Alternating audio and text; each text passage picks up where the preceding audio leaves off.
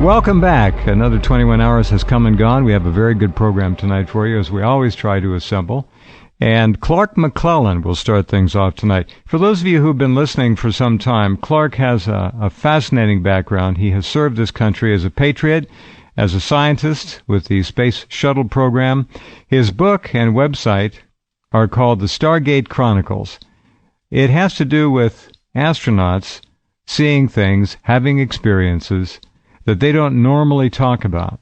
Clark, with his background working in the shuttle program at a very high level, got to know these people and heard things and saw things and experienced things by talking and interacting with staff and astronauts and other scientists that he has decided to put them in a book. It's a remarkable story.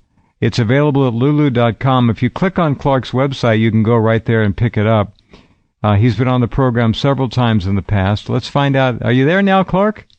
I'm here. Welcome. Thank you, too, and let's get going. I've got a lot to talk about. All right. There is, of course, a great number of UFO videos on YouTube that were taken in and around the space station, around shuttle missions and so forth. Most people try to dismiss them as ice crystals and so forth, but when you simply watch them and study them, it's obvious that there's something going on there. All right, let's hitch up the team and move them out, Clark. Go right ahead. Okay, I'm going to come on tonight with the fifth moon mission that landed on the moon. Well, okay. The fifth moon mission, but the fourth that landed there.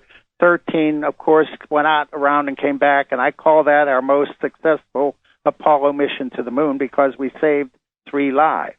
Right. This is about my friend NASA astronaut and first NASCAR lunar rover car driver on the moon. Okay. He saw UFOs above the moon, and he saw crystal buildings. So we can get to that now. Now that's an obvious story that I've heard about, we've talked about in the past, and there have been representations of this story on the Internet.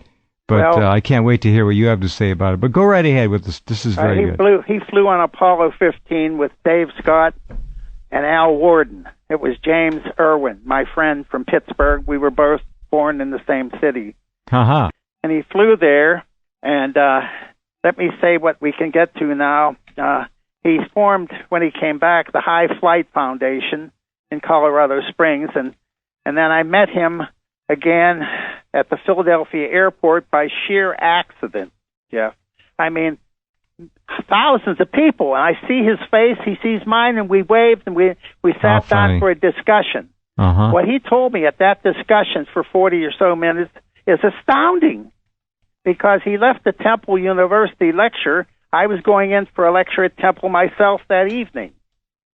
So, too funny. Yeah. Well, coincidences, they happen, but then sometimes there are other things at work, so that must have been amazing. Oh, yeah. Okay, James Irwin. That's right. James Irwin. Not the most famous name amongst astronauts, but a name that is certainly right in the midst of it all. Pittsburgh. He knew you when you sat down with him at the airport? I didn't meet him in Pittsburgh. I met him at Kennedy Space Center when we were working on the Apollo 10 preparation for that mission, the first to go out around the moon in 1968, I believe it was. Right. And my mind's getting a little bit...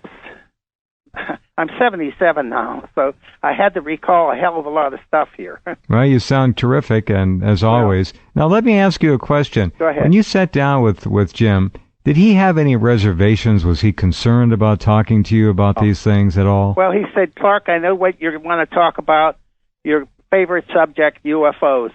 And we both smiled. I said, yes. He said, Clark, I can say certain things, but there are things I cannot because we were all hushed up about our mission by NASA and the DOD to shut up and not talk about things or lose their retirement, or maybe worse.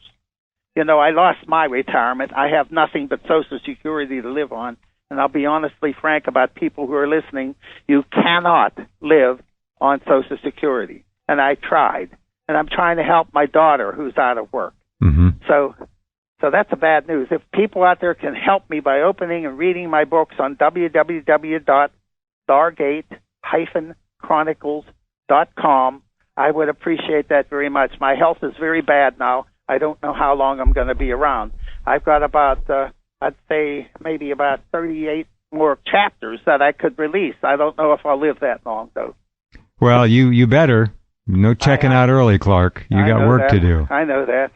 We've been friends a long time, and you have my highest admiration and esteem. So let's get this stuff out there. I have a health problem with my left leg from sugar now, and the pain from the wounds I have are so excruciating I can't sleep at night. They're that bad. I'm not lying. Please. No, Clark, for those of you listening, I've known Clark for a long time. He does not exaggerate. And no, I don't. No. Anyway, what you got a question for? Well, go ahead and tell us when James Irwin sat down with you and he asked you, obvious question, what do you want to talk about? I think I know. Yeah. Let's talk about the conversation. How did it proceed? Well, he said, I'll talk about some things, Clark, but there are some I cannot. And I said, I understand, Jim. And what year was this again, Clark, approximately? His flight was in 1971. All right. And they landed at the Apennine area of the moon, and it's mountainous. And you're meeting with him? I was meeting with him at an airport luncheon. What year? 1979. Okay. He did his lecture at Temple, and I did one that year there. Okay. Eight years difference from the time it happened. Yeah. Now, was he afraid? Was he simply under national security and NASA stricture? Well, he had already retired, Jeff, and he had fears. He had fears because there were threats of discontinuing their health benefits, their retirement, like happened to me. Same thing. He said, I can't chance that, Clark, with my family. And I said, I understand that, Jim. I said, I will never say a thing about this unless you or I die. Of course, if I died, I couldn't say anything. That would be a tough trick. He knew me. He knew what I meant. Yeah. Okay. But anyway, he knew I was nightcap director at the Kennedy Space Center, National Investigation Committee on Aerial Phenomena. And he said, okay, UFOs, Clark. I said, what do you want to know? He said, what do you want to know, my good friend? So I asked him, I heard an up and down link from a commentary while the Launch Control Center at Kennedy Space Center, Pad 39, and David Scott or somebody was indicating that they were seeing unknown objects overhead. And Jim said that's true. He verified that. He said that the unknown objects were very swift and they were very tiny. I said, tiny? He said, yeah, maybe about a foot or two long. I said, my God, that sounds like Gulliver's Travels. He said, well, God makes creatures in every way and shape and form. And I said, amen. Wow. Well, now, Jim Irwin, for those of you who don't know, did pass in 1991. Yeah, he passed away. He was a very handsome fellow. Oh, he was. He looked like a movie star in some ways. He was a wonderful person and very, very honest. Yeah. Well, they all are. Most all of them are. Look, there's a YouTube video out there in which somebody approached a number of the astronauts asking them if they would simply swear on the Bible that they, the deal. Yeah. And some of them none of them would do it. That they didn't see anything up there. They wouldn't make that statement. Yeah. No, they backed off because when I asked Jim, do you know of other astronauts who have seen things like this? He said, yes, Clark, but I will not name them. So probably each of the Apollo missions to the moon had sightings of something or another strange, maybe even E.T., Apollo 11. Well, we've seen the photo of the large fellow standing in the open bay of the space shuttle. Oh, yeah. I mean, that was our last program. I think that was amazing. Yeah. Well, I did see that 8 to 9 foot tall creature. I can't say it was an alien. I don't know. Then I saw a craft hovering behind our shuttle. An 8 to 9 foot creature with 2 small NASA astronauts receiving orders from this giant. Well, we have a photo of that too. Yeah, there's a photo on my website. Amazing.